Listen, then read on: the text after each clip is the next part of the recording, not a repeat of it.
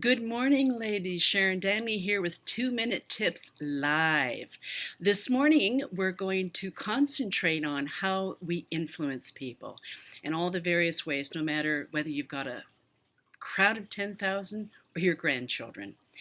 Then we're going to answer questions and comments with respect to that. Then we're going to move along to best beauty tips and the going back to the core, the foundation of what makes beauty easy. And then we're going to do questions and answers. So let's get right into it right now. How we influence people through facial expression, body language, and vocal production. Whether it's for work, for play, for hobby, or whether it's one or 1,000 people, whether it's for seniors or kids, or for business or friends, any kind of a presentation, whether it's formal or it's relaxed, is a form of influence.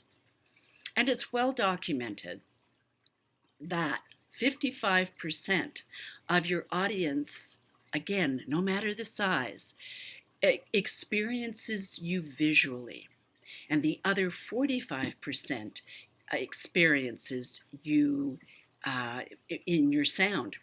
But we've already talked on that a little bit, so we're going to just move right along and deal with facial expression and body language today, and just some of the top tips. Most often, the moments for your audience that people don't talk about, where they get an impression from you, is watching you, listening and feeling the sensations, the emotions, the thought process that's going on inside your noggin before it gets out through your mouth or your body language. Facial expressions show through your face. There's no two ways about it. I mean, what you're thinking will show through your face. And they show what we're experiencing, what we're feeling, what we're thinking about. And the closer your audience, the more they hear you through your eyes. It's just a fact.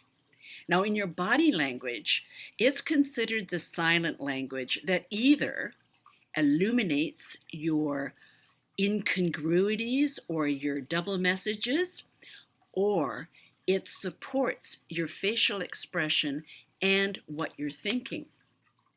Now, overriding everything is confidence. Whether your audience is 1, 10, or 10,000, people are drawn to confidence. It is the number one most desired state.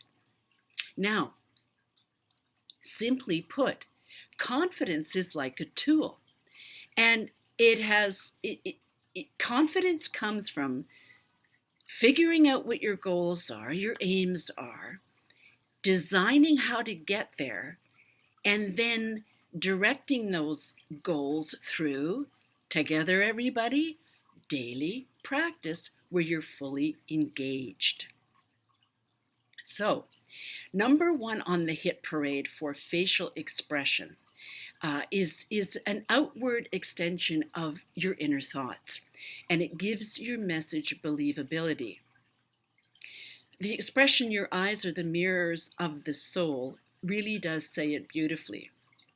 Your eyes and lips are the focal point of your entire performance. So their choreography is really important. And your facial expression also sets up and supports your vocal expression. It truly does. Even an expressionless face can be just as powerful as a really animated or a contorted one. The eyes do all the work here, as your audience can see you thinking, truly. So don't be fooled by a blank expression either. Even if you think you aren't showing expression, you really are. Next is if your expression doesn't match the words you're saying, you give a double message. So whatever you're thinking telegraphs through your eyes, always. So if you're thinking about what you're going to have for lunch when you're talking about the black hole theory, or whatever it may be, your audience isn't going to quite believe you, or they're going to be a little bit confused because you're thinking about something else. And that's called a double message. And the trouble with that is often your audience can get the wrong impression. You may be trying to figure out something for the black hole, but if it's not in line with what you're speaking about with respect to the black hole, then it will become confusing. Does that make any sense? Now, we are controlled, and or we control our emotions. And we can prevent what we're thinking from showing on our face. Well, that's what we think, but it just simply doesn't work. Your audience can see right through it. Here's a little example. For those who are familiar with the talking stick method, those who are holding the stick are the ones who get to speak. Now, if you want to influence the other person or the other group in that talking stick group, then you want to make sure that you are speaking exactly what you're thinking and that you're looking at the person or persons that you want to get that across to. So think about any experience that you've had that way. Now, here's another thing. We're generally more animated, or many people are, when we read to children, aren't we? Or to our grandchildren. We automatically, put some character into our voices. We raise our eyebrows. We animate our face.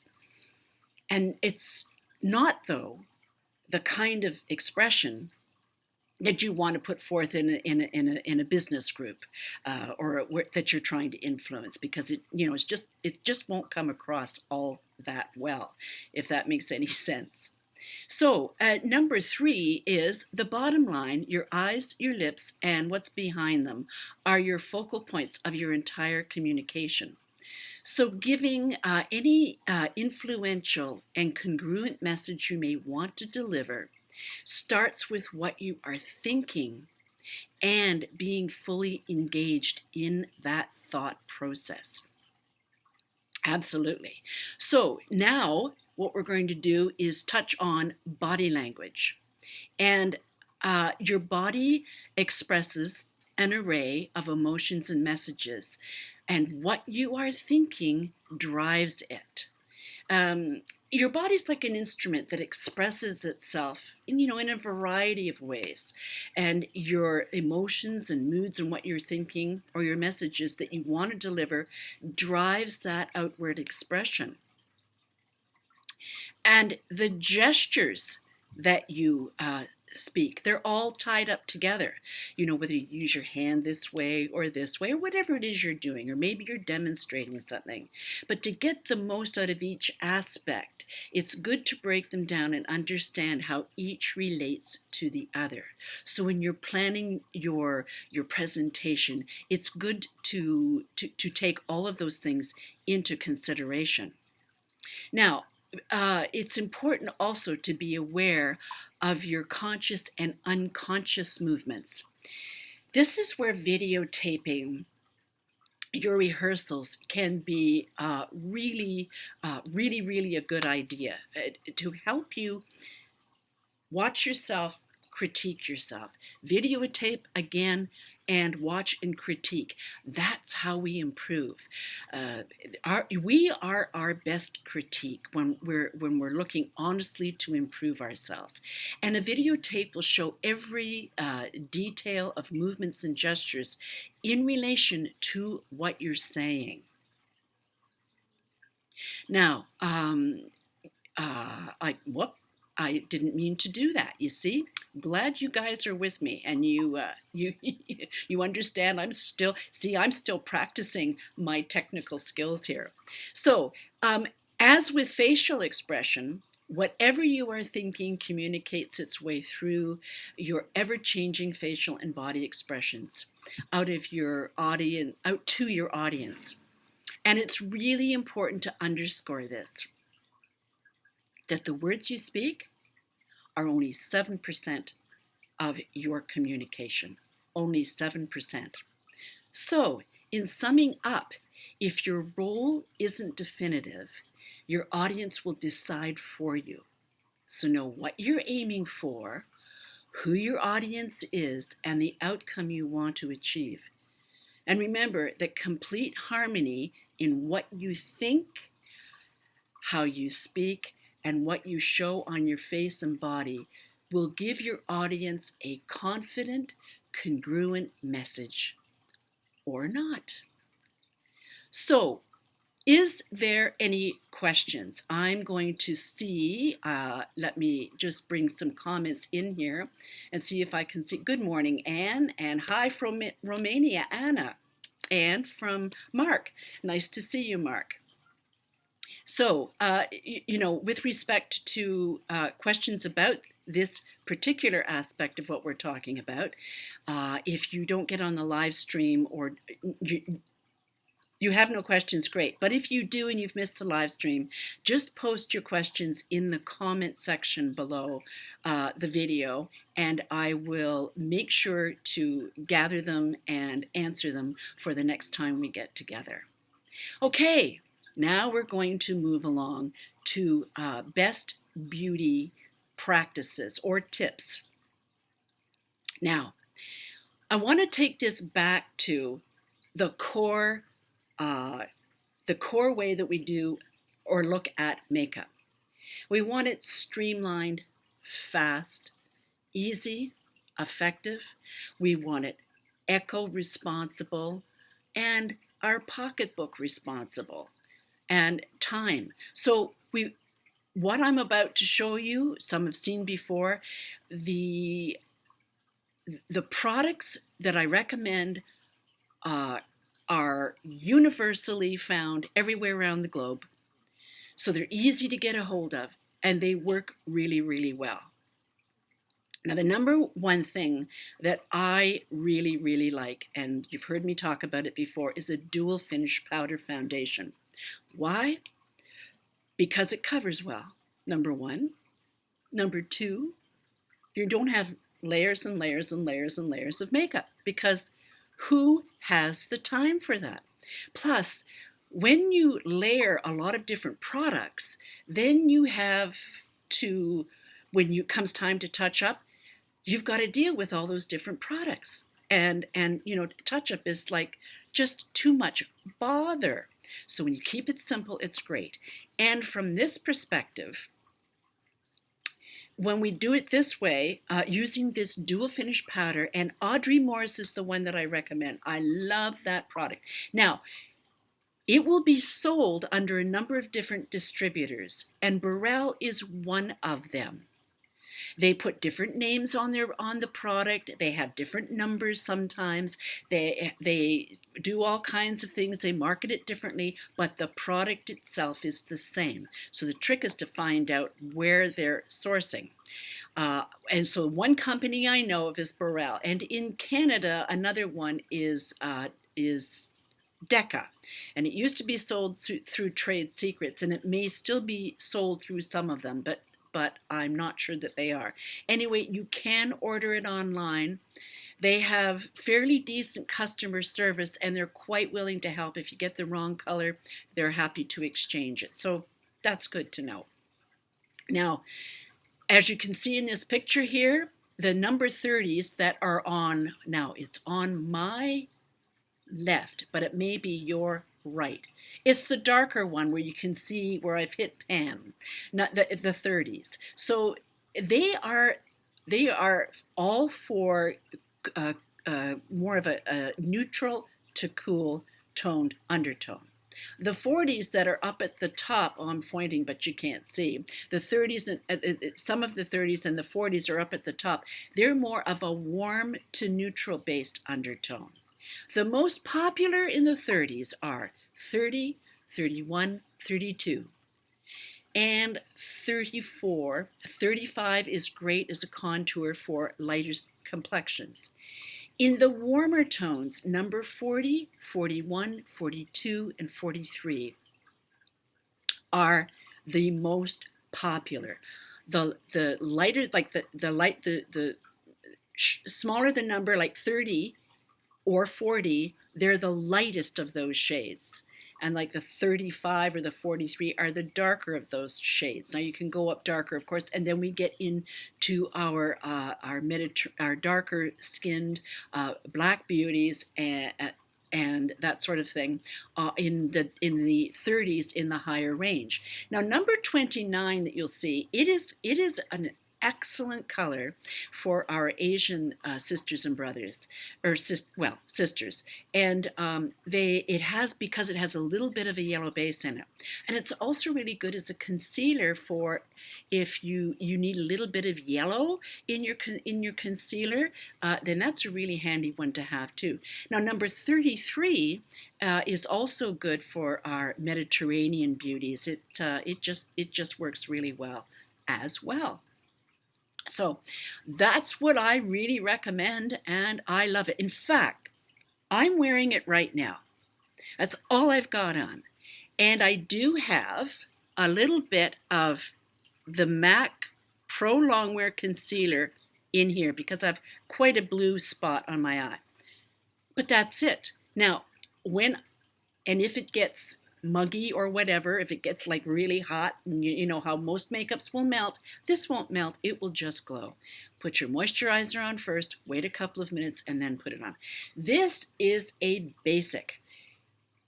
If you need to go out in a hurry or whatever, this evening, your skin tone is number one on the hit parade, especially as we age and we have discoloration.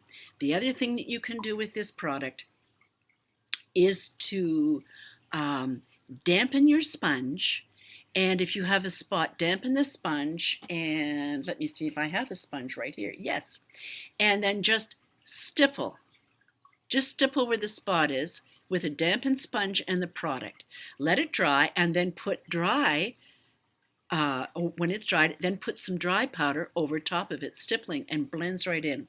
It's better than, I've used this on clients. There's actually a video on dealing with exanthelasma, which is cholesterol deposits around the eyes, which many people get as they get older, and oftentimes it may be through medication. And this one woman wasn't used to wearing makeup at all. So I thought, I'm just going to go this route. There's other approaches I could have taken, but I decided to go to this approach because it's something that she would have used and used it often. And it worked great. It worked great. So that's why I love the product. So foundation number 1. Okay, the next thing. I have some samples here of MAC eyeshadows. Now, why do I refer to MAC? Because they're available worldwide. Everybody can get them. And if you don't have a MAC store in your particular area of the world, you can always order it online. These are the best eyeshadows for those of us who are about 45 plus. And especially those who are encouraging and embracing their own natural gray hair. You've got Carbon, which is a classic black. Omega, which is a cool, light taupe. It's wonderful to go with lighter gray hair or whiter gray hair, and mixed with, at the other end there, you'll see Scene, which is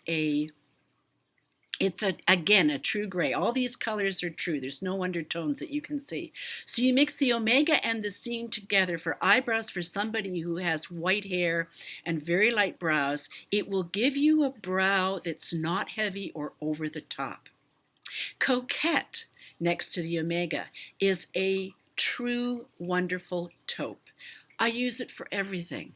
I use it actually for in my eye, because I have a bit of a mobile or a crease in my eye still, although it's changing rapidly, and I use it underneath here too. And I use it underneath and mixed with the Brun next to it, which is again a true brown. There's not red in it or anything else like that. Then the other one, the print next to the Brun, is a fantastic gray color, medium, and you can go darker with it. And I'm wearing a color print on my eyebrows. So right now, just lately, I'm wearing them a little bit thicker, but just because, I can go thin, thick, or whatever. If I wanted to go thin and light, I would use the scene. But if I want them a little bit heavier because I'm making a presentation or whatever, then I go with the print. These are just classic eyeshadows. And if you buy them at MAC in the pan form and get one of their magnetized palette cases, you can set all of these into your pan, and you open the pan, everything's there. You don't have to open and close to get to your different colors. And then it's easy to dip into one and then dip into the other and mix them up. And they're a lot cheaper this way. It's just so much simpler. Now, the other thing that's really important to have is a flat angled brush. There's all kinds of brushes available all over the place. I like crown brushes, but MAC has some great brushes too. But you really need two good flat edged angled brushes. Excuse me, allergies. One for your brows and one for your liner. And why do I suggest two? Because each brush should be dedicated to one color. It's just cleaner and easier. And of course, you should be you should be washing or shampooing your brushes every couple of weeks so that they give you optimum performance. And remember, cleaning the brushes removes any oil buildup. When you touch your face and then go back into your pan of shadow to pick up more product to bring to your face, and then you touch your face and you go back into your pan, you're transferring oils from your face into the pan. So what happens over a period of time, it starts to harden and it doesn't perform the way. All your shadows should fly when you put your brush in. You know, they should be powder, not stiff. So cleaning your brushes will certainly help to eliminate that problem for your brushes. So, does anybody, let's go back here, have any questions with respect to the brushes? I'm going to just pull some comments down here and see what we have. Good morning, Joan, and let me see. Hi, Kathy. I have a question from you today, too. And hi from Texas, Julie. Which video should I watch to try the lashes? I bought the Kiss. I'm nervous about trying. Julie, nothing to be nervous about. They're lashes. You can clean them with alcohol. If you get glue all over the place, you can clean them with alcohol. But if you go into the makeup playlist, there's a few videos on lashes that you can see right there. And to go to the playlist, you just go on the main page, and let me see if I can pull that up for you. Yes, go to the main page where see where it says search, or you can go to the playlists, and then when you click on the playlist, it'll take you to the playlist page, and then you can click whichever playlist you want to see. So I would recommend the makeup one. Joan, very dry skin on face. Will dual finish powder work well? Yes, but you have to use a moisturizer beforehand. Like with all makeup. Whatever your favorite moisturizer is, use it, give it a couple of minutes for it to soak in, do its thing, and then apply your product and see how that works. And then your skin will look powdery for about 10 minutes, but by the time you're finished doing your makeup, it will have settled beautifully. Like I said, I'm wearing it, and it looks pretty darn good. Marianne, good morning from Alabama. And Julie, how would I cover up red skin on my chest? The same dual finish powder. I don't know if you can see, but I when I do my face, I also do my décolleté because I have, just a couple of spots. I don't, like cover them over completely, but I even out, and you'll find that will make a big difference. Okay, so what I have now is some questions from Let me see. I have a question from Beth McPhail, actually. And she says, you have inspired me to embrace my gray hair. Would you share with your followers what shampoo and conditioner you use on your hair? Your gray hair is shiny and healthy looking. Well, thank you, Beth. I don't use anything special. I really don't. Right now, I currently use Dove volumizing shampoo and conditioner. And that's all I use. Before that, I was using Aussie, because I really like not only the scent, but I liked the volumizing shampoo. It worked really well for my hair. There goes my glasses again on my crooked face. Anyway, that's all I do. Now, what I do now, though, is I mix together my little baking soda recipe. I wash my hair or shampoo my hair with baking soda, water, and shampoo.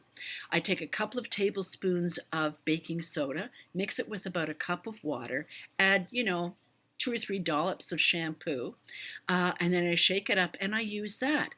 And I do that just once a week. Because what it does is baking soda acts as a clarifier. Now, for certain hairstyles I use hairspray, and sometimes I use, some other things and some gel. Don't use a lot of product, but I like the John Frieda currently, and even with the curly hair, it seems to work well. Now, when I'm wearing my hair like this, I use Curl Keeper, and I use just the original. I don't use the gel, and I put that in when I first shampoo my hair, and then I turn my head upside down and diffuse it. And this is hair that I've slept on, that I haven't put any pin curls into or anything else. And all I did was I used a little bottle, a spritz bottle of water, and I just spritzed my hair and scrunched it and let it dry, and it came right back. So, but that's product that's sitting in my hair. So the baking soda clarifies it, meaning that it takes out all of the stuff that you've put in your hair, since your last shampoo. And the other thing that it does is, if you have any yellowing in your hair, it will remove it. So it brightens the whites and the grays. It does a wonderful job of that. So I find that using just that little bit of baking soda mixed with a little bit of shampoo once a week, I never have to do anything else. So I use my Dove and I use that. And I'm going to suggest that you check out, I'm going to put this in a video card. Where is it? Yeah, over there. How to choose also a hairstyle that works for you, depending on your hair type, because it's really important to embrace your hair type, because it makes your styling options a whole lot easier. Okay, so we have a question here from M. I recently heard of magnetic lashes. Have you tried these? Are these easy to use? What are your thoughts about magnetic lashes? Well, thumbs down from my perspective. Here's a picture of them. I don't know if you can see it up close or not, but you can see how the ends stick out. On the magnetic lashes, on these demi ones, which, sidebar, are too long for this woman's eyelashes. So that when she opens her eyes or she's looking up, you see her natural lashes and then these extra long ones. I'd far prefer just to wear the strip lashes. It's much easier. Plus, putting the magnet ones on, it takes some practice, of course, to get it right. But even when you do, the ends stick out because the magnet is in the center of the lash. So, Em, I wouldn't go that route at all. Next question, Kathy Kitterman. Do you like that violet shampoo that is supposed to be good to enhance gray hair? Well, Kathy, again, I'm not a big fan of purple shampoos. I've been through that issue, and a number of women who are on the Going Gray and Loving It page also have found that with regular use of purple shampoos, it stains the hair and it creates a metallic cast to the hair. Purple shampoos now and again, maybe every 6 weeks, if you have yellowing. We'll get rid of it. Now, I think I've said this before. I have purple shampoo that I never use. The only time I use it is if I have blonde human hair extensions. I will use that to tone them, to tone them into more of a silver color. But it's not like a natural silver color, but it's good if I need to have something to hide underneath. So I hope that answers your question okay, Kathy. Next, we have from Joan Perry. Hi, Sharon. My hair is getting so thin, still very frizzy. How can I control the frizz? Well, as it's been spoken before, coconut oil is a fabulous product. And many, many women use it, recommend it. They've had great success with it. All you need to do, there's various ways you can do this, but one way is to slather all your hair, say an hour before you're going to shampoo it, and cover your head with a plastic shower cap. Why? Because the heat coming from your head and the plastic will work together to create like a humid environment for the coconut oil to sink into the hair. Or like some do, if you have a lot of dead ends on your hair from dyed hair or any number of other misuses of the hair, excuse me, put a towel on your pillow and sleep with it overnight. Shampoo your hair after you've used the coconut oil, and voila, shiny, smooth, looks beautiful, handles well. And it works really well. The other product is Suave Sleek Anti-Frizz. It's cheap and cheerful, and it's great for straighter hair.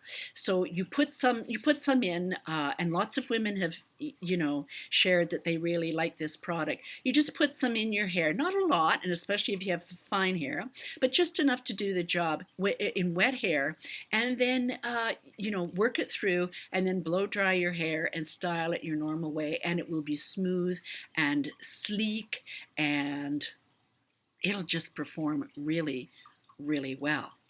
So let's go back to see if we have any other questions since the last time. Well, it doesn't look like it. Or maybe, let's see if I move down this way. Mary Ellen, my hair is highlighted light blonde thanks to the wood of wigs. I'm sorry, I don't quite understand. Light, neutral, cool skin tone and brown eyes. Well, the suggested MAC eyeshadow worked for me too. Well, yeah, because what I love about those MAC shadows is that they're true colors. They're classics. And you can mix any one of them with any of the other ones. Like mix the Omega or the Coquette with either the brown or the carbon, or the brown, the Brun, the Coquette, the print, and the black. I've done that. Yeah. You just have to find the right combination that suits your particular coloring. And that just takes a little bit of practice. Ozark Cotton Top, I'll be 50 soon. My eyelids are dark no matter what product I use. It wears off within minutes. No amount of primer setting spray keeps it on. Okay. Don't bother with any of that stuff. I don't use primer. I don't use setting spray. And my makeup stays pretty darn good.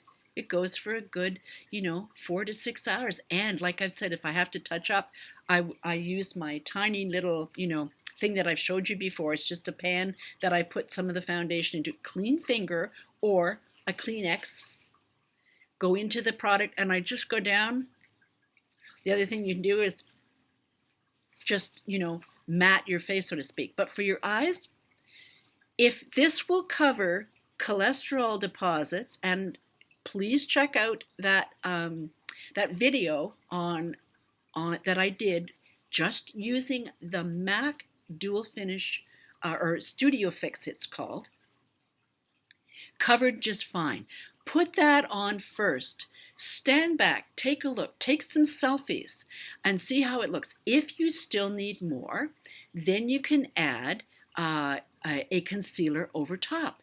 But I really believe in doing as little as possible to achieve what you want to achieve. There's so many, YouTubers and self-professed gurus and makeup companies and magazines trying to get us to buy products to take care of stuff. Well, I'm someone who has dark circles, not as dark as some, but I do have dark. But when I do this, they're fine. Can you see my bags? Yeah. Can you see my wrinkles? Yeah. And that's okay. I am 72 years of age. It comes with the territory. But I don't mind because those wrinkles and those bags and everything look like they're cared for. So I would suggest going that route first to see if that works for you, and then try, like I said, the Longwear Pro Longwear concealer over top and see how that works. I only tried using those things because I wasn't staying on to begin. It wasn't staying on to begin with.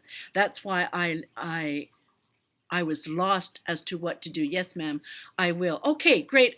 Ozark Cotton Top. Great, cute name. Give that a try. And, in the next live stream, let us know how it's worked for you. Okay. Now, is there any other questions or comments? I don't seem to see any. So there's no point in going on if there isn't any. So what I want to do is turn to our quote of note, that makeup is not a cure for psychological problems. Makeup is a tool that improves the psyche. And I absolutely, it does. There's no two ways about it. So I think we're coming to the end. Now, if you, I would really appreciate, because I am not sponsored, I don't monetize, I don't get any benefit in any way, shape, or form on this channel. And so, with the YouTube algorithms, rhythms, etc., it's a little bit difficult. So I'd really appreciate if you liked it, to please thumbs up. And if you haven't subscribed, seriously consider it, because there's live streams every other week, and then every other alternate weeks there's a video up about a particular subject. And make sure you click the bell too. And if you're looking for a pay it forward, make better that we do on the Going Gray and Loving It page, please feel free to join us, and we will get you in line for a make better. And it's very easy to do. It's simple, and you just have to follow the instructions as to how to post your picture. Then I'll put you through the Photoshop spa and give you instructions, guidelines for your brows, which some women have used to go get microbladed. They've taken those guidelines to the technician, and it's worked out quite well. So join us at Going Gray and Loving It, and it is a closed page so that we can, really, let our hair down, so to speak, and talk about things and share information and learn more about how to put our best foot, face, and frock forward, and how to speak and present better, because it's all connected. Okay, so I can't see anything else. Thank you so much for listening, and we will see you next Friday with a new video. Mwah!